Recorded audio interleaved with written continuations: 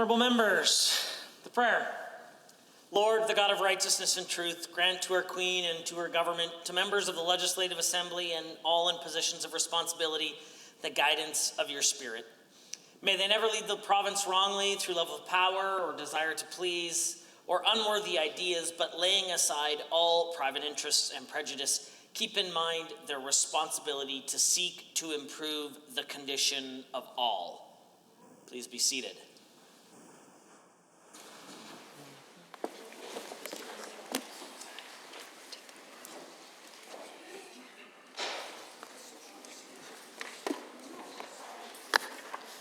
Introduction of visitors, introduction of guests, ministerial statements, member statements. The Honourable Member for Edmonton Decore has a statement. Mr. Speaker, yesterday was a sad day in the history of this province.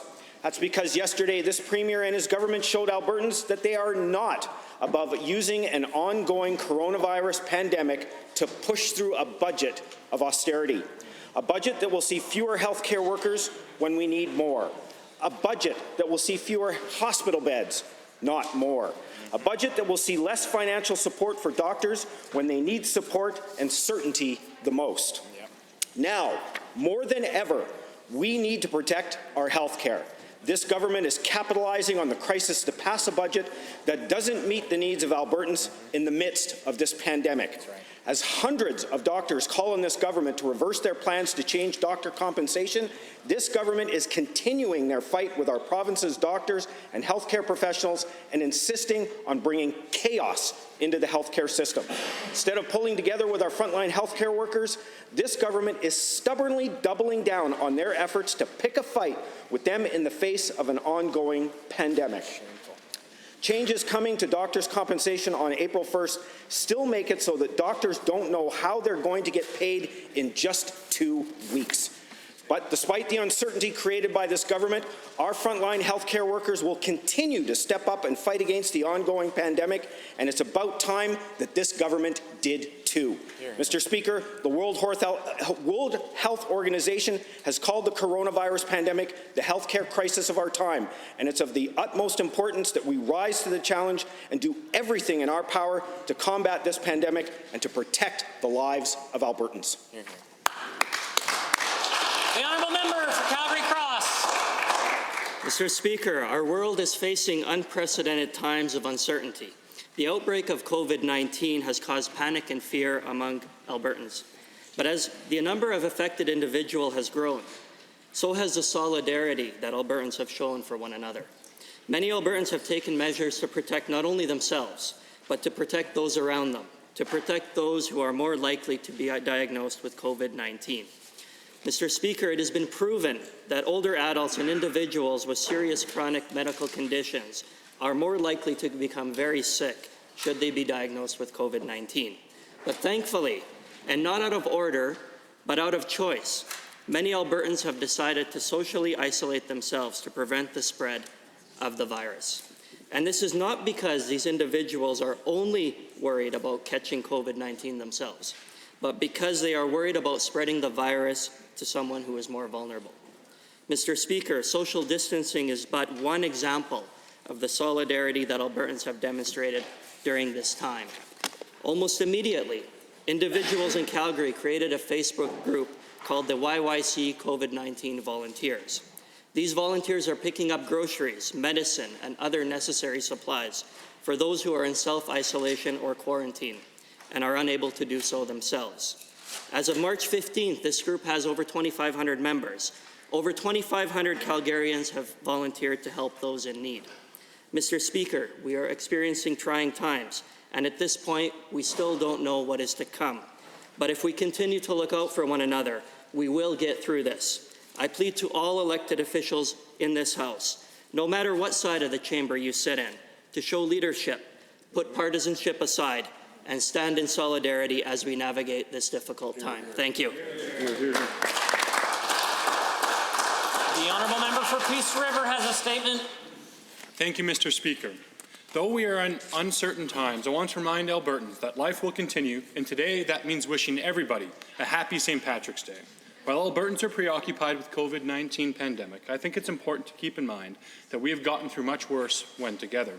It's important for our emotional and mental health that we take a break from the 24-hour news cycle and do things that bring us joy. Of course, we need to take precautions in the midst of this. We need to listen to the advice of our Chief Medical Officer, who's doing a tremendous job of keeping us all safe, and we need to follow the recommendations of our public health authorities. Wash your hands, use hand sanitizer, stay home if feeling ill, avoid large gatherings, use the self-assessment tool, and drink a pint of Guinness or green beer on St. Paddy's Day. It's the responsibility of all of us to end this pandemic, and one step at a time, day by day, we will do that. Albertans will persevere, I have no doubt. In the meantime, Mr. Speaker, use this opportunity to celebrate St. Patrick's Day, the day named after the 5th century Irish saint responsible for the conversion of much of Ireland. Not often does the hustle and bustle of the 21st century life get grinded to a halt, so take some time to block out the negatives and focus on the positive in your life. Whether you're Irish or not, we're all green on St. Patrick's Day.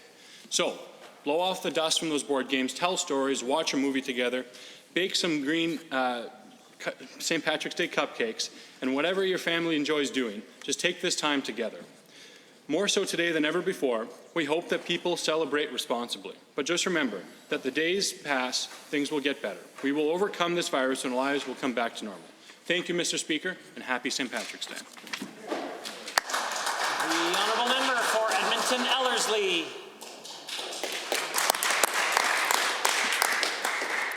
Mr. Speaker, I rise to address a serious concern brought forward by constituents. They're concerned about this budget, a budget that's being forced through this legislature in record time, a budget that isn't needed when interim supply and special warrants are available to the government, and a budget that obviously charts the wrong path for our province. Mr. Speaker, my constituents are concerned about real cuts to healthcare as proposed in this budget. At a time when Alberta and the whole world is facing a virtual pandemic, it is unconscionable to my constituents that this government would make real cuts to the healthcare budget.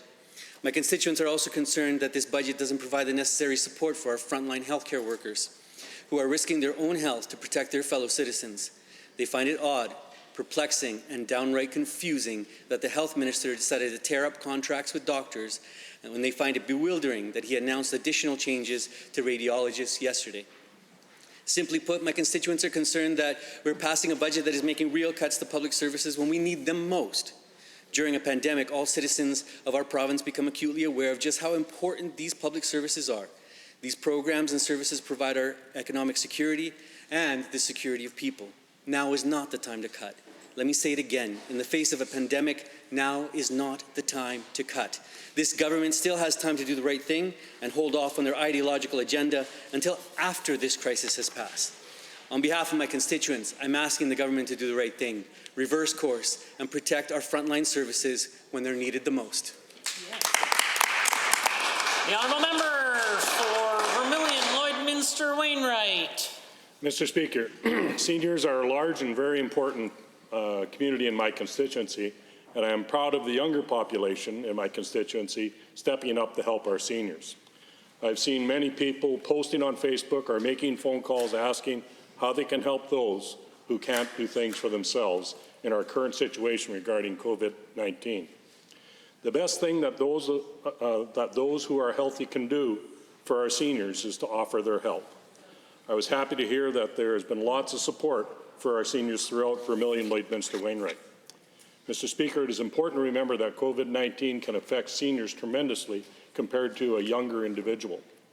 This is why some of the province's first recommendations were for seniors and those who have compromised immune system to prevent the spread of this virus at a higher scale. It is important to remember that the best way to prevent the spread of COVID-19 among seniors in Alberta is to limit contact. Only essential visits to any continuing care or long-term care facility in Alberta are recommended. Individuals over 60 years of age and those with pre-existing health conditions are most at risk for severe symptoms of COVID-19.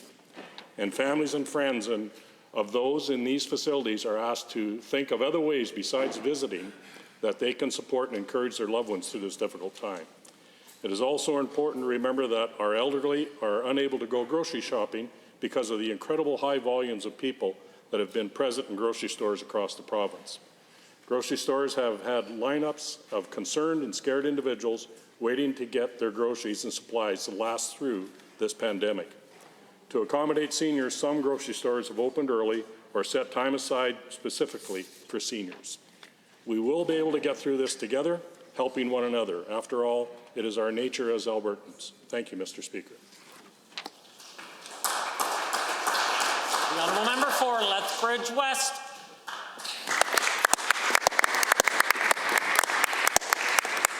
Mr. Speaker, Albertans have questions. Small businesses want to know, how are they going to pay rent with reduced cash flow? If landlords can evict them, how to pay for sick leave, how to access credit. Individuals and families want to know, if they have to self-isolate, why the Premier told them that they would have paid leave when no such thing exists. People want to know if there is a plan from their UCP government for income replacement. People want to know if this government will take action to ensure that they will not get evicted or have their utilities cut off. And what will happen with homeless shelters? People want to know who is going to help their elderly relative in long-term care now that visitors are no longer allowed. People want to know what's going to happen to people with disabilities, many of whom live in group settings with outside caregivers. People want to know how to handle homeschooling their kids. Count me as one of them. Ultimately, all Albertans want to know, where is the plan for some form of universal income replacement program that will keep us going through this emergency? All of these matters are under provincial jurisdiction. Instead, this government has told Albertans we should wait for Ottawa to take care of wage replacement. In the news conference announcing school closures, this Premier did not spend enough time talking about how he was going to help families whose kids are suddenly at home. And he's singularly focused on ramming through a fairy tale budget using undemocratic procedural means that still fall short of population growth and inflation in healthcare, but also institutes massive cuts to social services. Forget basic income, Mr. Speaker. This government needs to focus on basic job description. Albertans have legitimate questions, and this UCP government seems to be the only provincial government in Canada that is not giving those answers. The NDP will continue to fight for Albertans. This government will be held to account for how it cares for Albertans during this pandemic.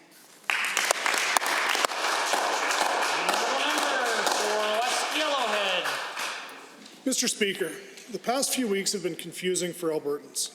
Many people are scared because they don't know what's in store. We hear stories on the news of what is happening in other countries. We wonder whether airports are secure, and sometimes we're not sure who to trust for information. In Alberta, we've been turning to Chief Medical Officer Dr. Dina Hinshaw. The Chief Medical Officer has the highly important responsibility of providing public health advice and expertise to our government. Dr. Hinshaw completed her undergraduate degree at Augustana University College in Camrose. She then pursued her medical degree, master's in public health, and residencies in family medicine and community medicine at the University of Alberta. Dr. Hinshaw has been a trusted advisor to her patients for many years, and in recent weeks, she has become a trusted source to all Albertans. Dr. Hinshaw served as a medical officer of health in the Central Zone of Alberta Health Services. At times, she has specialized and led the public health surveillance and infrastructure teams for AHS. For over a year, Dr. Hinshaw has held her role of Chief Medical Officer, a role that often goes unrecognized, as our province has not experienced a public health crisis like this in many years. Yet, in these times of great uncertainty and fear, Dr. Hinshaw has become a calming presence for Albertans. Thousands of Albertans have been watching her press conferences every afternoon to find the latest, most up-to-date information from a trusted advisor. We know her decisions and her advice are calculated and that she has considered the many factors at play as our province faces and combats this pandemic. Many Albertans, including those in West Yellowhead, have expressed their gratitude for Dr. Hinshaw's updates and wisdom. They appreciate having an honest source for scientific information and the facts about this virus. Now, I ask that my colleagues join me in recognizing her work, her diligence, her compassion, and her empathy as she helps Albertans get through this very difficult time. The honourable member for Calgary West. Well, thank you very much, Mr. Speaker. I rise today in gratitude for those first responders who put their lives on the line every single day. In a time where it has been recommended to work from home to contain the COVID-19 virus, these selfless people don't have that option. I'd like to thank them again for continually getting up and facing this unknown threat. this invisible enemy, this pandemic that is deeply affecting so many of us. These brave souls are the first point of contact for scared, injured, and sick Albertans. They deal with this rapidly unfolding situation in real time to ensure that our safety is provided and medical services are attended to. Mr. Speaker, these people are the voices of reason during times of crisis. They are that calming voice and that reassurance during times of great anxiety. Mr. Speaker, every call is an unknown threat with an unknown risk. And these people do not expect to be thanked. These people are society's everyday heroes. No jurisdiction, Mr. Speaker, could get through this harsh new reality without them. The world is facing such an extreme global pandemic, one that is truly unprecedented. It is times like this that reveal how necessary it is to have such a strong, capable first response team. The boots on the ground are truly the backbone of any organization. Mr. Speaker, lastly, I would like to say a special thank you to Dr. Deena Hinshaw, the Minister of Health, and to the Premier for being able to react to this challenging, evolving, and critical situation. These decisions are not easy for anyone, and it is with gratitude that our government has been able to make such courageous decisions, certainly under extraordinary circumstances. Thank you, Mr. Speaker. Sorry. The honourable member for Banff-Kananaskis. Mr. Speaker, a lot has changed this past week. With COVID-19 on the rise, our government took swift action by bolstering healthcare with an additional $500 million, tripling 811 call line capacity, creating a self-diagnosis website, and extending job-protected leave for those needing to self-quarantine. But it's time that somebody said it. We need to treat this not only as a health crisis, but as an economic crisis, especially for Banff and Canmore. My riding of Banff-Kananaskis is bracing to be one of the most impacted by COVID-19. Banff and Canmore have never hesitated to welcome guests from all over. Our Rocky Mountains are the foundation of our country's tourism industry, and they welcome 4.2 million guests every single year. Nearly 90% of Banff's GDP is based on tourism and the continued business that these visitors bring. But in times like these, Banff and Canmore are uniquely vulnerable. The high visitation puts our communities at a very high risk of contact with the virus. Yet we are economically reliant on that visitation, and without it, our local economy is threatened. As international fear grows, flights are cancelled, and borders are closed, Banff and Canmore's primary industry collapses. We've already had major conferences, events, and hotel stays cancelled, and as a result, decreased sales at souvenir shops, boutique stores, and restaurants. Being a small business tourism economy caught in the middle of a scrambling global market and a health pandemic disproportionately hurts Banff and Canmore. We absolutely need to focus on combating COVID-19, but we need to ensure Alberta's economy survives too. We need a strategy that addresses COVID-19, but also addresses our economy, with Banff and Canmore's unique vulnerabilities at the forefront. We are in uncharted territory here, but our tourism communities and their unique exposure to these health and economic concerns cannot be ignored. Banff and Canmore need test kits, and we need a protective and proactive small business policy. We need a balance of support for our industry and safety for our residents. We will get through this, Mr. Speaker, but we need the government's back. Honourable members, we are at oral question period, and the leader of Her Majesty's official opposition has. Thank you, Mr. Speaker. In the interest of serving all Albertans in this pandemic, the official opposition shared all of our questions with the government this morning, so more detailed answers could be provided. Yesterday, the Premier advised that he was waiting the federal government decision on an expansion to EI to help those unable to work due to the pandemic. Meanwhile, however, other provinces like Quebec have already announced specific supplementary income programs for their citizens. So to the Premier, who I let know we'd be asking this question to, will the Government of Alberta provide income support to those Albertans not currently or subsequently covered by EI expansions by the federal government? Here. The Honourable, the President of Treasury Board. Thank you, Mr. Speaker. We are working right now, firstly, with the federal government, as EI is a national program, and our federal government has a responsibility through that program to deliver to Canadians. So we're working to understand Firstly, that the program will be able to cover the exact situations that the member opposite identified. And we will follow that up in the event the response is insufficient in our view. We will follow that up with measures from our own government. The Leader of the Official Opposition. Well, thank you to the Minister for that answer. Now, while Albertans on average have higher incomes than other Canadians, we also have a higher percentage of people working paycheck to paycheck and struggling to make ends meet. So for most Albertans, employment insurance pays them about $2,000 per month before taxes. In many cases, families will have bills and other obligations that far exceed that amount. So my question again to the Finance Minister then is, will the Government of Alberta be considering any form of EI top-up to support Albertans beyond the EI rate? Hear, hear. Minister of Finance and the President of Treasury Board. Thank you, Mr. Speaker. Again, at this point in time, we're advocating hard on behalf of Albertans to the federal government for expansion and enhancement to the EI program so that that program can adequately meet the needs of Albertans. Albertans have paid into EI a net amount by the billions of dollars in the last decades, and we really believe that it is the federal government's responsibility to ensure that program in fact pays out and provides the support that Albertans need at this point in time. The Leader of the Official Opposition. I get their position with respect to the federal government. The question was, would the Alberta government consider backstopping if the federal government doesn't step up? So that's the question I asked. My question now is, along the same line, if EI does not cover small business owners, people who are laid off due to business slowdown because of the virus in particular, or people who are at home caring for their children because of the school closure and the daycare closure, will the Government of Alberta consider providing income support to those people? The Minister of Finance. Mr. Speaker, our government will be looking at every individual situation where Albertans may fall through the cracks from federal programs, and we will be looking and considering a provincial response. Mr. Speaker, this government will not let Albertans fall through the cracks of insufficient programs. The Honourable Member for Edmonton City Centre.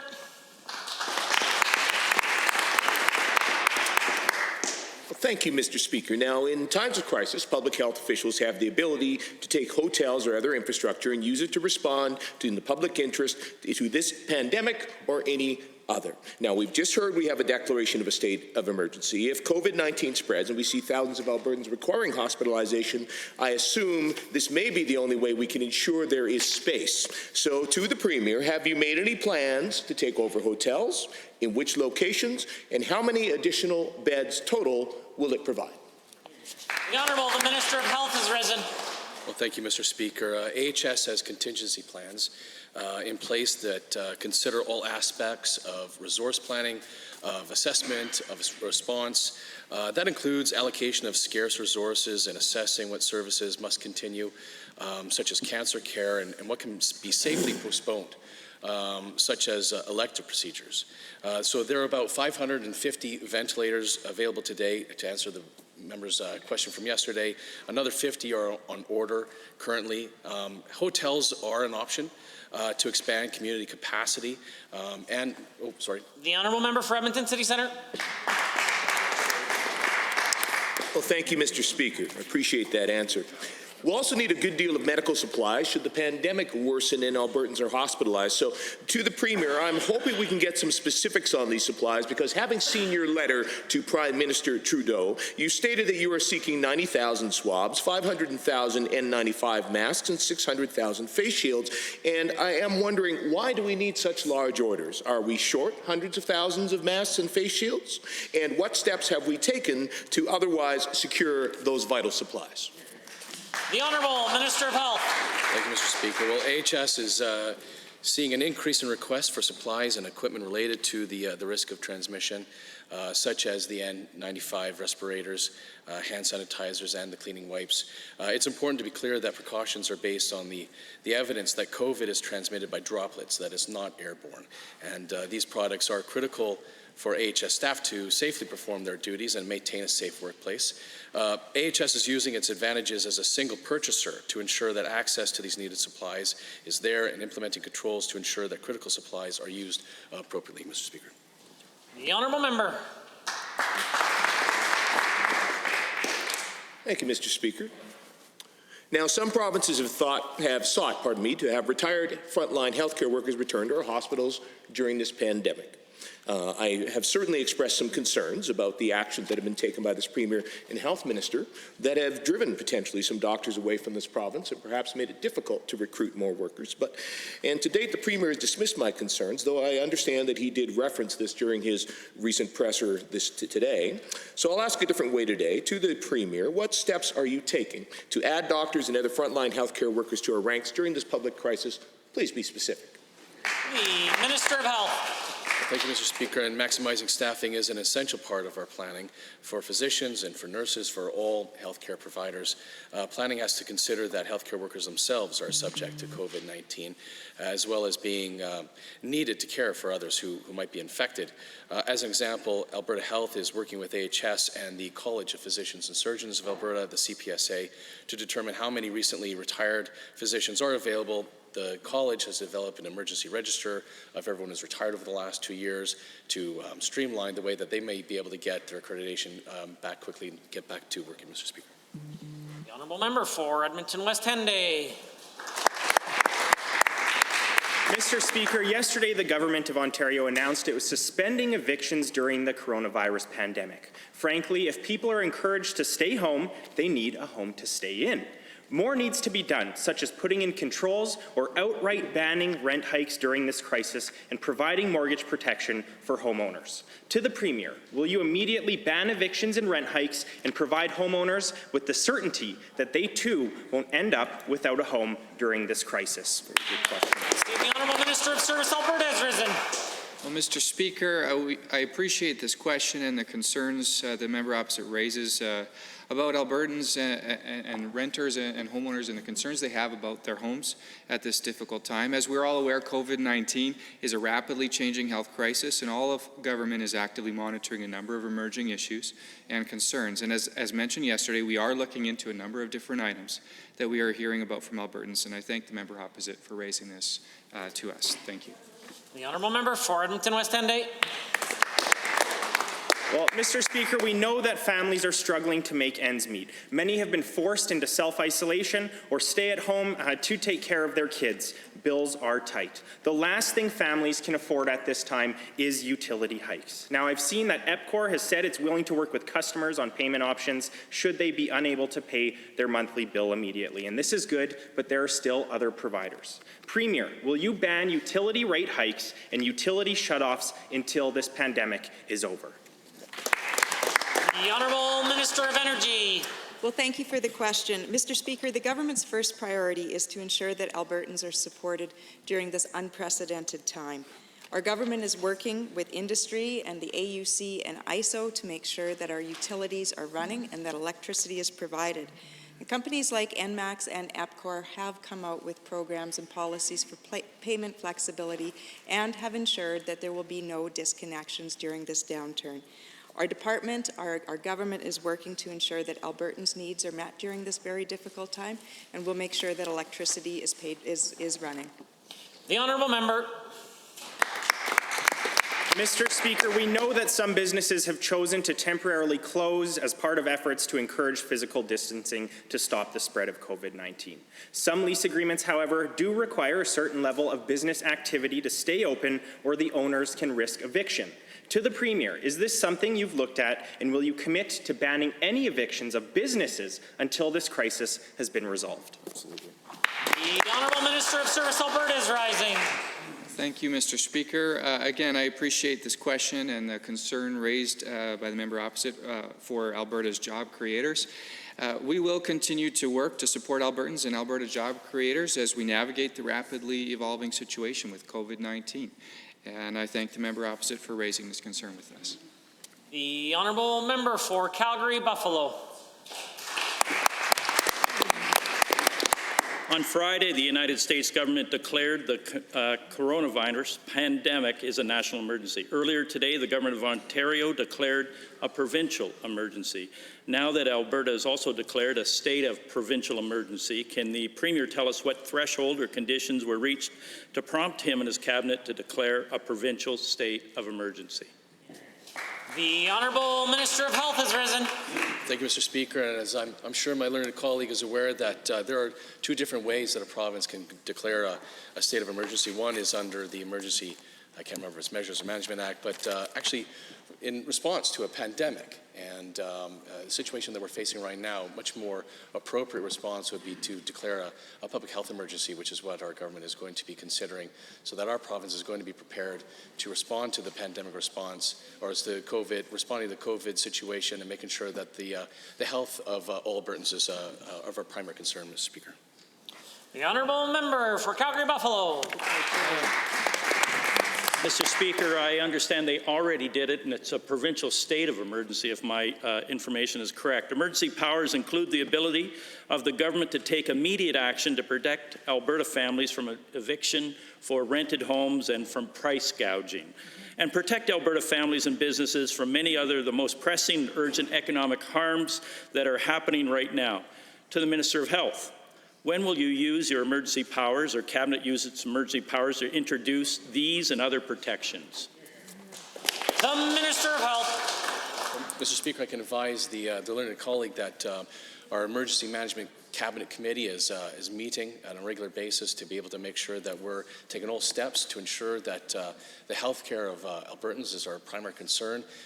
As the member noted, we have now declared a state of public health emergency so that we can be responsive and make sure that resources are there, including the $500 million that we've recently announced, to be able to respond to the pandemic situation that we're in right now, Mr. Speaker.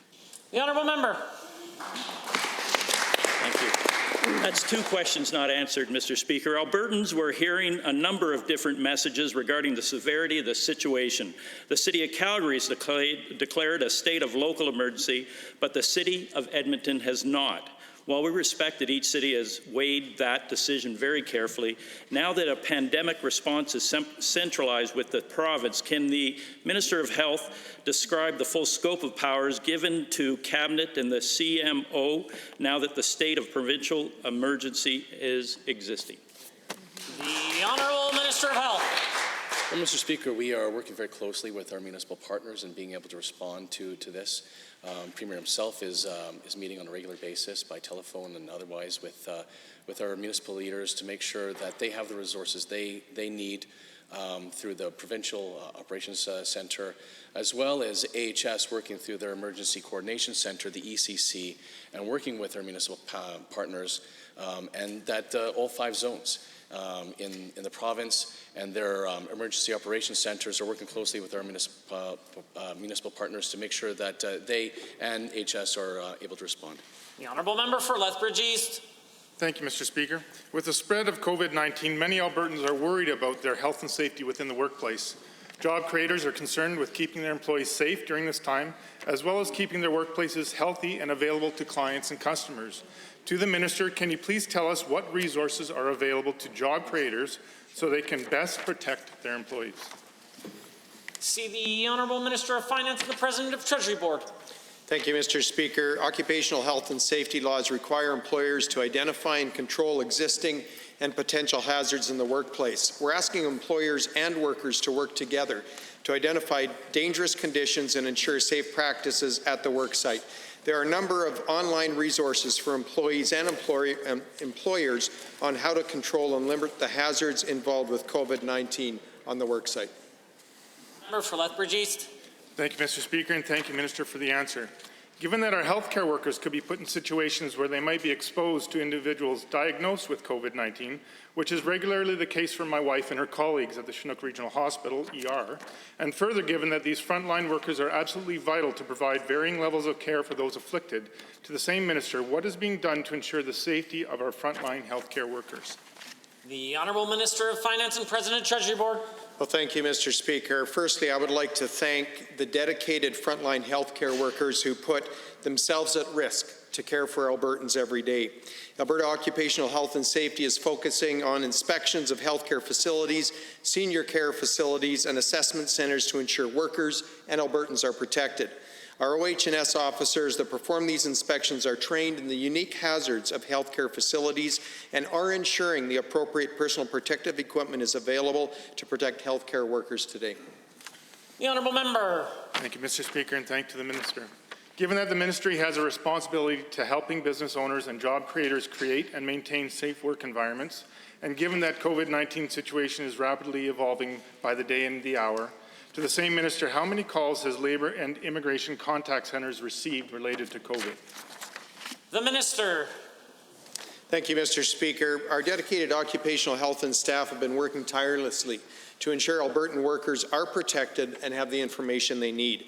As of March 13, 2020, Labour and Immigration Contact Centres have received 468 COVID-19 related calls.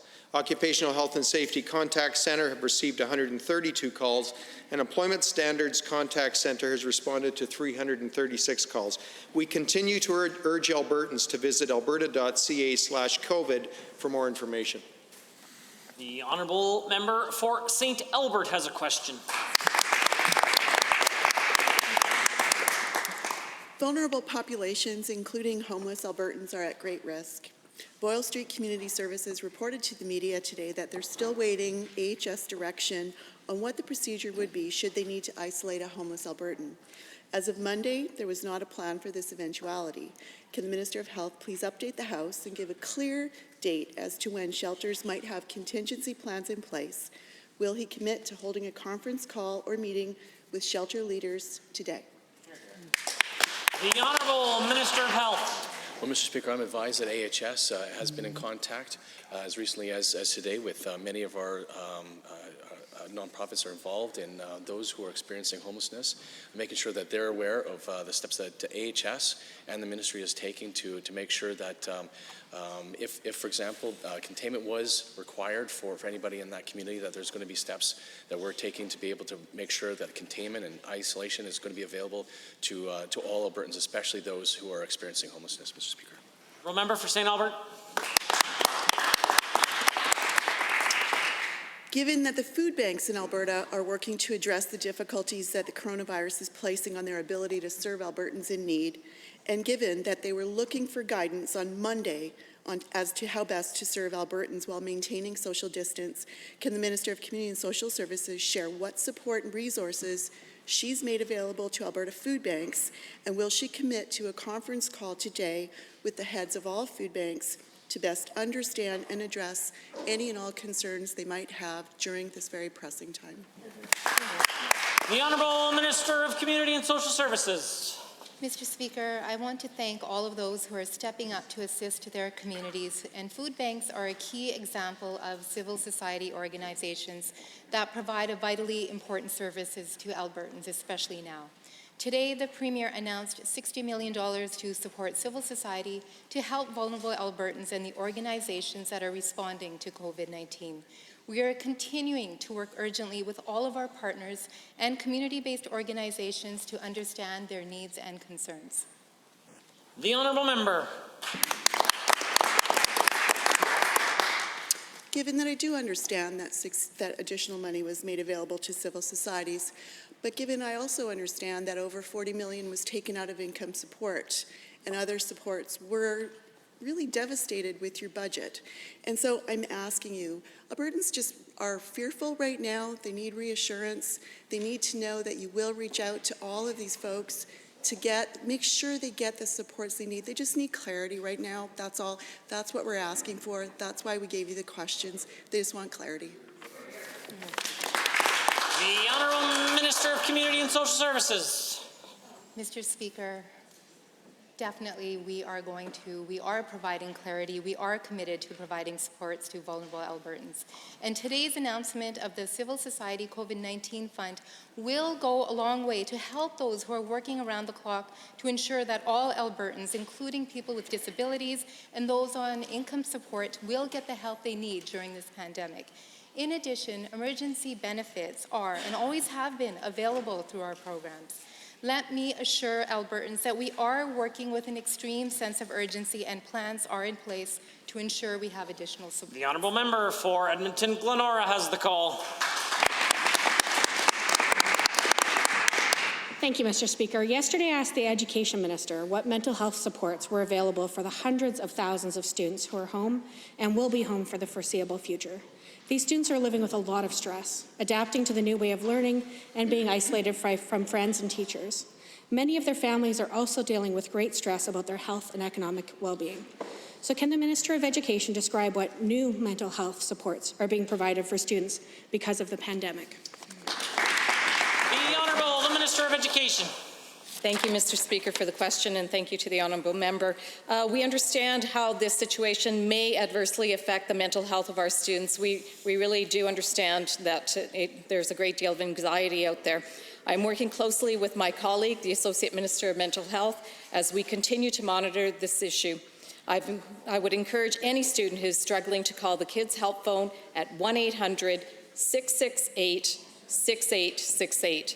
And right now, they are fielding roughly 2,000 calls per day, and we thank them for all their very, very hard work in guiding our young people. The honourable member for Edmonton Glenora. Mr. Speaker, given that that's the same answer we got yesterday, and given that it wasn't sufficient, Alberta parents and students are reaching out to us because they are experiencing significant anxiety, Mr. Speaker. That's why we gave the questions to the minister ahead of time this morning, so she could come here with more concrete answers. The budget that was in place last year is not sufficient for the pandemic we are facing now. So given that students with special needs are also at home for the foreseeable future, and that they've relied on specialized supports in order to learn, can the Minister of Education describe what arrangements she is making to support these students while they continue their education from home during the pandemic? Honourable Minister of Education. Mr. Speaker, supporting our students with disabilities is top of mind. I am a former rehabilitative practitioner. I've worked with the disabled all my life, and I know how important it is to have that early intervention. This is something that I've spoken to our education system about, our partners about. It is something my department is currently working on with school divisions and partners. I do know that school boards and ECS operators have tools at their disposal, and a lot of great minds are looking at this very challenge. We are in uncharted territory, and ECS operators do have tools at their disposal. The honourable member for Edmonton Glenora. Thank you, Mr. Speaker. Given that that was essentially the same answer as last week, and given that a lot has changed in the last week, Mr. Speaker, parents are needing new additional supports, Mr. Speaker. Another thing that's changed is that last week, 30,000 Alberta students were receiving food through the school nutrition program. Given that these vulnerable students will not be able to receive these nutritious meals at school during this pandemic, how will the Minister of Education redeploy the resources for the school nutrition program to make sure these kids don't go hungry while they're away from school? And Mr. Speaker, we gave this question this morning because we expect a real answer this afternoon. Kids are going hungry today, Mr. Speaker. Honourable Minister of Education. Mr. Speaker, we are giving real answers. As a government, we understand the importance of good nutrition for our students. School authorities across this province are developing innovative ways to provide this service to their students. For example, Prairie Rose School Division is using their nutrition funding to develop food packs for families who need it. Bus drivers under contract will deliver these packs to the front steps of families. This is just one example. I would encourage every school authority to look at how they can continue to offer these services to their students in these difficult times. I know our education system is stepping up, and they're going to continue to step up. Honourable member for Fort McMurray-Lac-La-Biche. Thank you, Mr. Speaker. The decision to cancel classes indefinitely is truly unprecedented. However, I firmly believe that this was the correct course of action taken by our government. Since the decision has been made, parents have been calling and emailing our office and asking on social media if this only applies to public, separate, and francophone schools. Can the Minister of Education please clarify if class cancellations are only for schools in the public system or if it applies to every school within the province? The Honourable the Minister of Education. Thank you for the question. Mr. Speaker, class cancellations apply to all schools, including charters, independents, First Nations school authorities, as well as our public, separate, and francophone schools. This decision was made following the advice from the Chief Medical Officer of Health. The safety and well-being of all our students, as always, is of paramount, including the staff as well. The honourable member for Fort McMurray-Lac-La-Biche. Thank you, Mr. Speaker, and thank you to the Minister for the answer. Given that the advice from the Chief Medical Officer of Health was provided on a Sunday, and given that students have not returned to school yet, and given that many students will still have personal belongings such as shoes, backpacks, and toys left in their desks and lockers, given that students are expected to stay home, can the Minister please explain how students and parents can go about gathering their personal belongings? The Minister of Education. Absolutely, Mr. Speaker. I'm happy to provide that information. We know that this unprecedented situation has caused a lot of uncertainty for our parents, our students, and our staff. Parents are encouraged to work with their local school authorities to determine what they can pick up, when they can pick up their students' supplies and belongings. I would encourage all schools to do this in waves to minimize the amount of people coming and going at any one given time. I want to thank all of our parents, students, and teachers for their patience during these uncertain times. It's greatly appreciated. Thank you.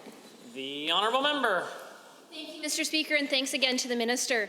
Given that there are over 750,000 students in Alberta, and given that there are 61 public, separate, and francophone school authorities, and given that there are numerous education stakeholders reacting to these class cancellations, can the Minister please explain the efforts that have been taken to ensure that every stakeholder and school authority is receiving the same information from our government? The Minister. Thank you for the question, Mr. Speaker. My office and my department have been in constant communication with school authorities and education partners since this situation began. We have also worked with Dr. Hinshaw's office to provide updates to our school authorities from the Chief Medical Officer of Health. Communication between Alberta Education, school authorities, education partners continues to happen daily, and we are committed to keeping them as up-to-date as possible as the situation evolves. We are doing this day to day, minute to minute some days. Thank you. The honourable member for Edmonton, Highlands, Norwood has the call. Women make up 45.5% of the workforce here in Alberta, with 80% of them specifically working in fields like healthcare, childcare, education, and social assistance. Women are telling us all that they are in need of work security and various other supports from this government in the midst of an unprecedented health crisis. To the Minister responsible for status of women, what are you doing to help women impacted during this time?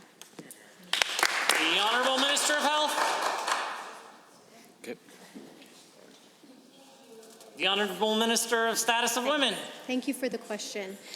I would like to say that we are taking, Mr. Speaker, a cross-ministry approach on this. I'm very grateful to be working with some amazing people here to be able to supply supports for women, not only in our regular communities, our large cities, but our rural hardworking women in this province as well. We will continue to help and support women across this province and those impacts. We're working with our partners to look for solutions. This is a priority for us. Honourable member for Edmonton Highlands Norwood. Thank you, Mr. Speaker. Given that we gave these questions this morning in advance, we really are looking for concrete measures here. Given that Alberta has had the third highest percentage of immigrants in Canada, and the majority of those are women, given that Alberta's labour profile notes that many of those women, as I noted, work in healthcare and social assistance, to that same minister, what protection measures are the government putting in place to support our frontline health and service workers here in Alberta, many of whom are women?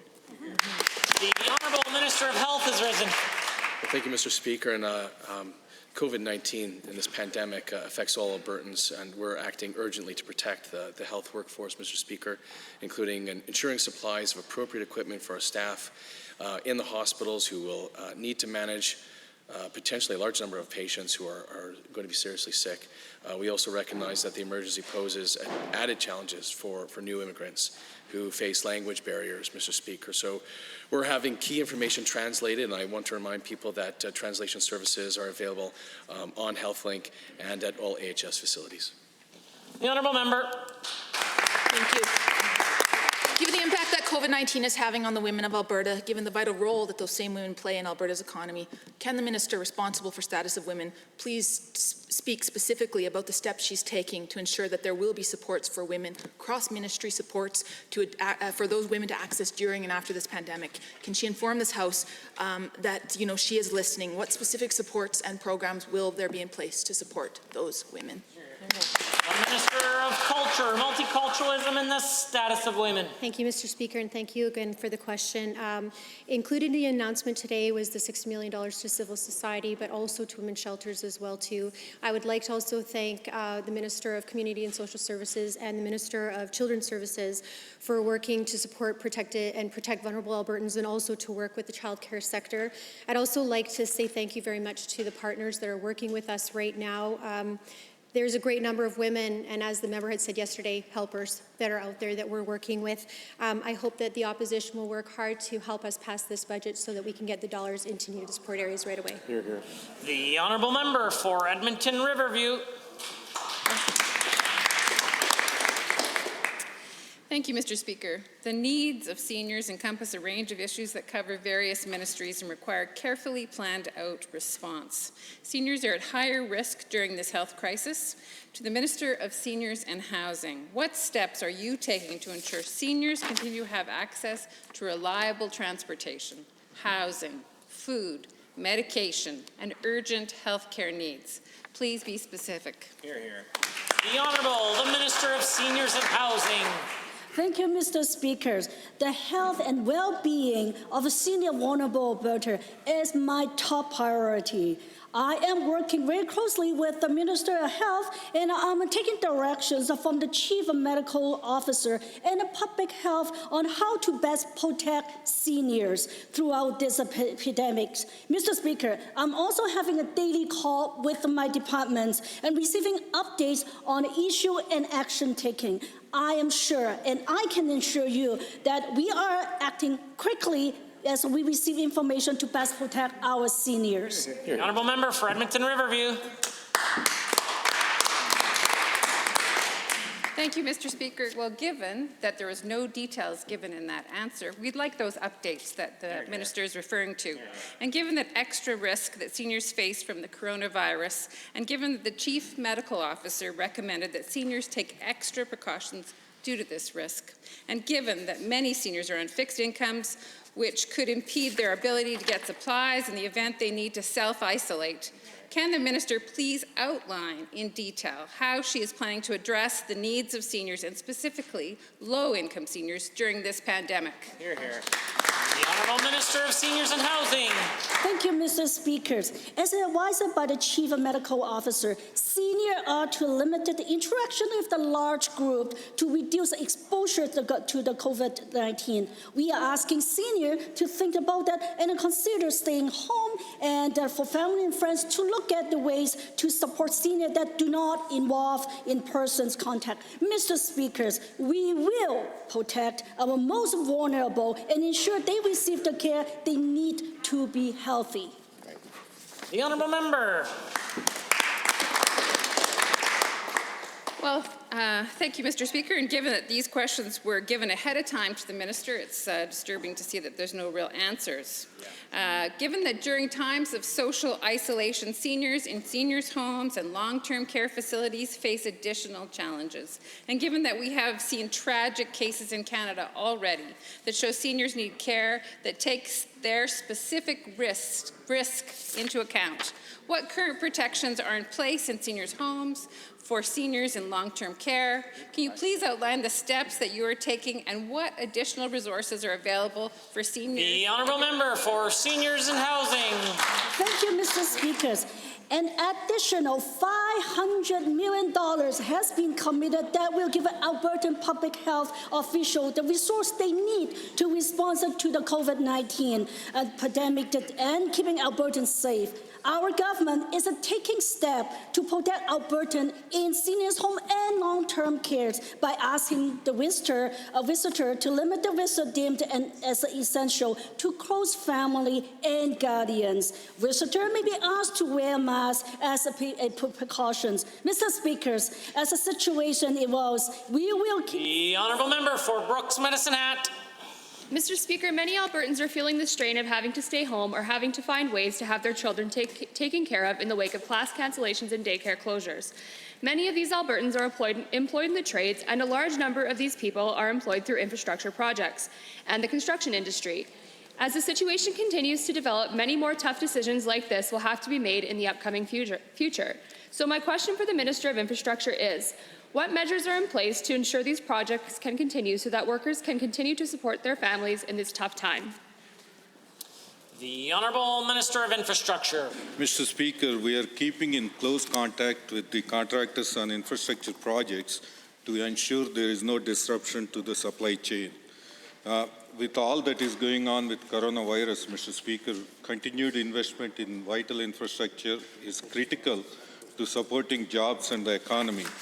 And to get Albertans back to work and deliver all the capital projects on time and on budget, Mr. Speaker, it is very critical to pass the budget today, Mr. Speaker. The Honourable Member for Brooks Medicine Hat. Thank you, Mr. Speaker, and thank you to the Minister. Given that we are facing an unprecedented health crisis in this province, and given that Albertans are being advised to practice social distancing, and given that infrastructure projects not only require a large number of workers, but also require people working together in close proximity, and given that infrastructure projects are vitally important to the Alberta economy, to the same Minister of Infrastructure, what measures are being put in place to protect the safety of workers working on major and essential infrastructure projects? The Honourable Minister of Infrastructure. Mr. Speaker, we are absolutely making sure that our contractors have protocols in place to protect the health of their employees during the epidemic. We are in touch daily with the government property managers to ensure proper maintenance and cleaning of buildings managed by Alberta Infrastructure, and also changing those protocols where required, Mr. Speaker. And in government buildings, we are ensuring hand sanitizers and soap are available adequately, along with signage on proper hand washing and social distancing. The Honourable Member. Thank you again to the Minister. Given that many projects are scheduled to begin in the upcoming construction season, and given that institutions like hospitals where these projects are scheduled to take place are experiencing new challenges, and given that one of these infrastructure project upgrades is taking place at the Medicine Hat Regional Hospital in Brooks Medicine Hat, and given that health and economic conditions change daily, to the same Minister, at this time, are infrastructure projects going forward for the upcoming construction season? Minister of Infrastructure. Mr. Speaker, my ministry officials are doing everything to ensure construction continues as planned. We are also identifying areas where processes can be expedited so we can get the shovels in the ground and Albertans back to work. I'm confident that Albertans will emerge from the uncertainty caused by this global pandemic, and our province's best days still lie ahead, Mr. Speaker. On that optimistic note, I would like to congratulate the Honourable Member on her engagement. The Honourable Member for Edmonton Millwoods.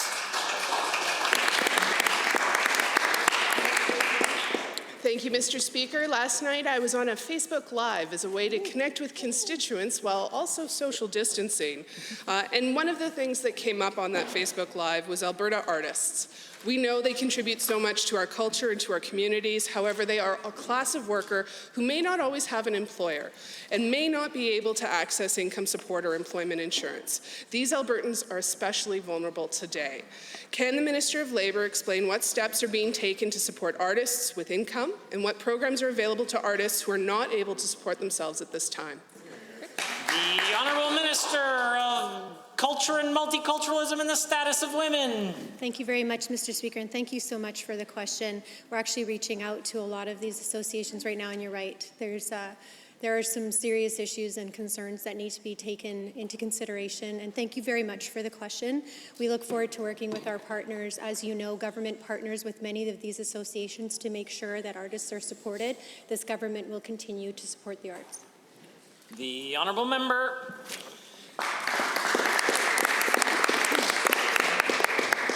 Thank you very much, Mr. Speaker.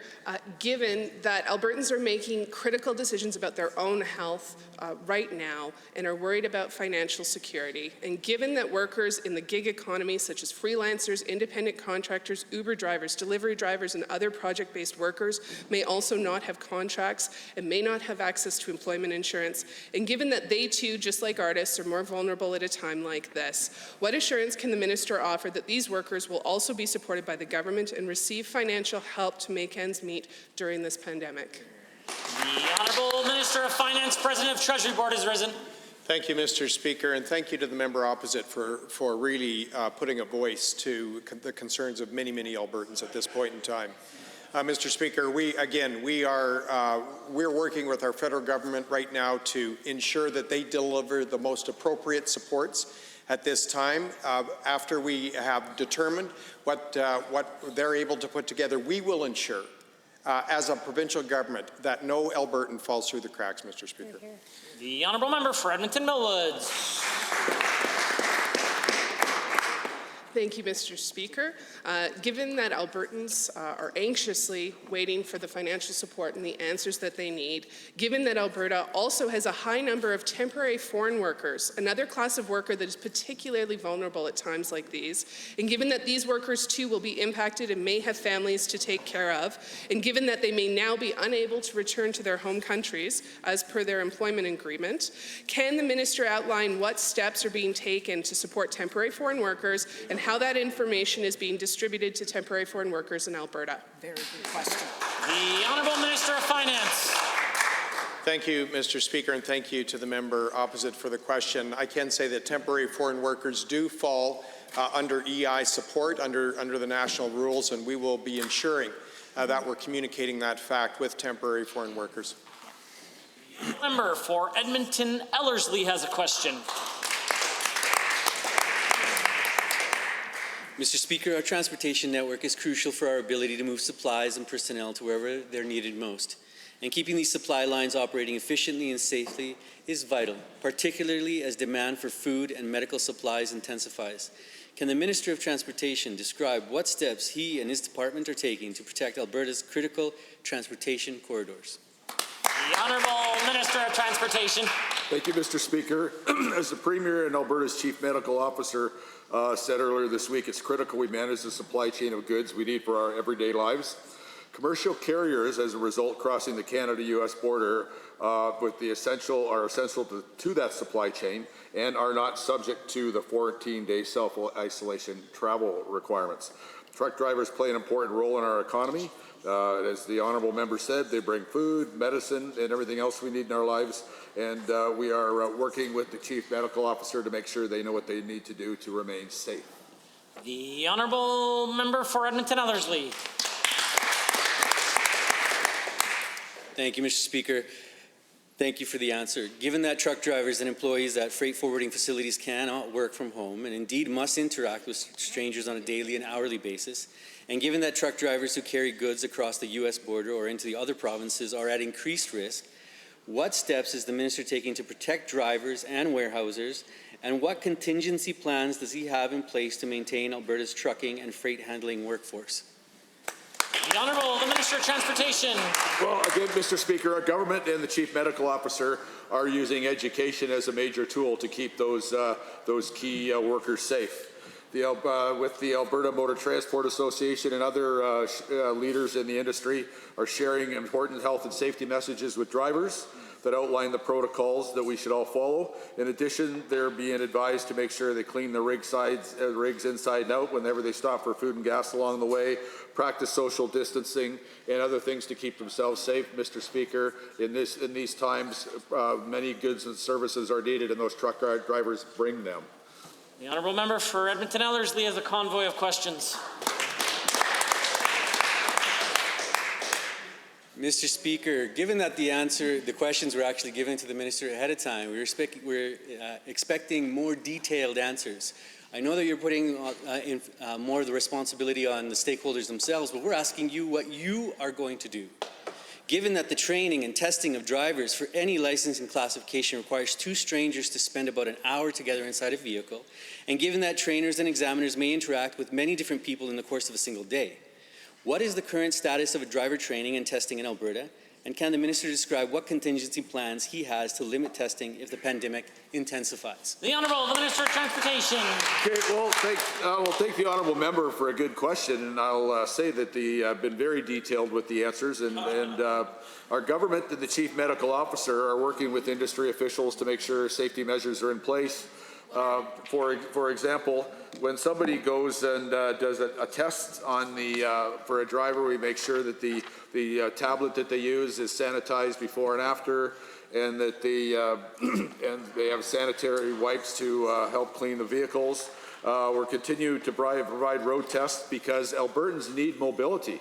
In some cases, especially during these times when transit might be very crowded. The Honourable Member for Lac St. Anne Parkland. Thank you, Mr. Speaker. The coronavirus pandemic is changing the way that Albertans conduct their daily lives. This health crisis is rapidly changing situations. We do not know yet how long widespread self-isolations and other business disruptions will be. This weekend, I needed to transfer plates in a vehicle and was happy to see that the registries were open and was able to conduct my business in person. However, with many people unable to leave their homes due to illness or self-isolation, regular practices like going to the local registry office may not be possible. To the Minister of Service Alberta, how are you supporting Albertans who need to access registries services throughout this pandemic? The Minister of Service Alberta. Well, thank you, Mr. Speaker, and thank you to my colleague for the question. One thing that we've been actively working on right now is helping Albertans who need to renew their driver's licenses or vehicle registrations and other related documents. We will be providing some specific information on this later today. We know it's important for Albertans to self-isolate and to practice social distancing. So we're extending due dates on items like driver's licenses and vehicle registrations. That's all I can say about that right now, but I encourage the member to tune into our daily update later today. Thank you. The Honourable Member.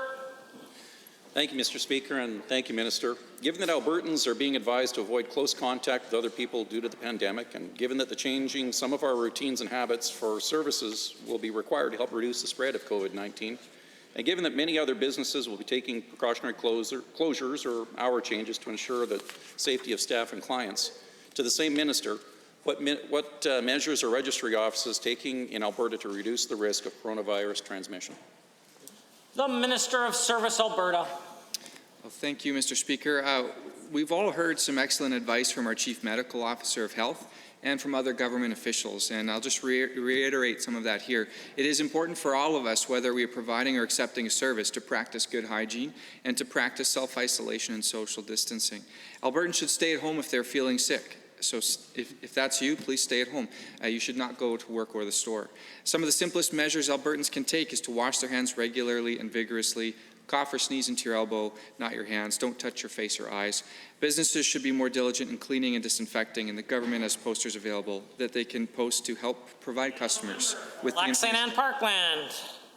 Thank you to the Minister for his answer. And given that many Albertans are concerned about having to wait in public spaces, such as registry offices, during this pandemic, given that Albertans will still require important services throughout the pandemic, like renewing your driver's license or vehicle registrations, and given that many who need these services are required to self-isolate and might wonder, like myself, what other options are there available to those that need these services? To the same Minister, what services can be accessed online to bypass the need for in-person meeting at a registry office? The Honourable Minister. Thank you, Mr. Speaker. This is a great question. As you've probably all heard me say more than once, my goal is to take Alberta from worst to first in terms of online services. Right now, Albertans are able to pay fines and process vehicle renewals online at alberta.ca. We are actively working to bring more services online, and this clearly underscores the rationalization for what we're going through right now, clearly underscores the rationalization for needing to modernize our service delivery. It's important that Albertans continue to self-isolate when they feel sick and that they practice social distancing. Greater availability to online services will help Albertans to be able to do this, and that's why we're working so hard on this. The Honourable Member for Spruce Grove, Stony Plain. Thank you, Mr. Speaker. As of March 15th, all in-person classes at post-secondary institutions have been cancelled. This includes the NAIT campus located within my riding in Spruce Grove. This action has required university and college classes to be moved online. Now, this rapid move presents new challenges to meeting the needs of students and providing sufficient access to resources completely online. To the Minister of Advanced Education, How will the minister ensure that post-secondary students are still being given adequate tools that they need to finish their winter semester? The Honourable Minister of Advanced Education. Well, thank you very much, Mr. Speaker, and to the member for the question. Of course, ensuring that our students are able to continue their academic programming and advance with their studies is a top priority. I was speaking with our post-secondary institutions as early as Friday before the decision of the Chief Medical Officer to suspend classes, to encourage them to look at online delivery, to look at alternative mediums of delivery so that our students can continue to advance in their academic studies with as little disruption as possible. The Honourable Member for Spruce Grove Stony Plain. Thank you, Mr. Speaker, and thank you to the Minister for that answer. Given that post-secondary institutions are research and practical institutions as well as schools, and given that post-secondary institutions employ many people who serve capacities beyond teaching, such as researchers, and given that these institutions possess the tools that will support online instruction for students, to the same minister, are post-secondary institutions being closed completely, or will researchers and other professionals be able to access these institutions? Minister of Advanced Education. Well, thank you, Mr. Speaker, and for the opportunity to provide some more clarification. At the moment, university and all post-secondary campuses are to remain open to ensure that vital services that students need are available and accessible, everything, of course, from library services to mental health services, and furthermore, other learning resources, whether they be computer labs and research labs. Of course, all precautions should be taken to limit large gatherings of individuals, whether if they are accessing computer labs on campuses, but we're continuing to work with our universities. The Honourable Member. Given that we also have thousands of students who are set to graduate from post-secondary institutions this year, and given that the cancellation of classes has interrupted the required work of many students to complete their programs, and given that many post-secondary programs require access to materials or facilities that are only available at these institutions, can the Minister of Advanced Education please inform the House of the measures being taken to mitigate the potential negative effects that the cancellation of classes could have on graduating students? The Minister. Well, thank you, Mr. Speaker. I've been speaking quite frequently with our post-secondary presidents and other administrators and reiterated to them that, of course, one of our top priorities is to ensure that students are able to graduate, that they are able to finish their academic programming. As we head into final exam season, we're looking at online mechanisms to deliver final exams, and where appropriate, of course, encouraging instructors to look at changing some final exam requirements where possible so that we can ensure students are able to complete their studies on time. Honourable Members, in 35 seconds or less, we will proceed to presenting petitions.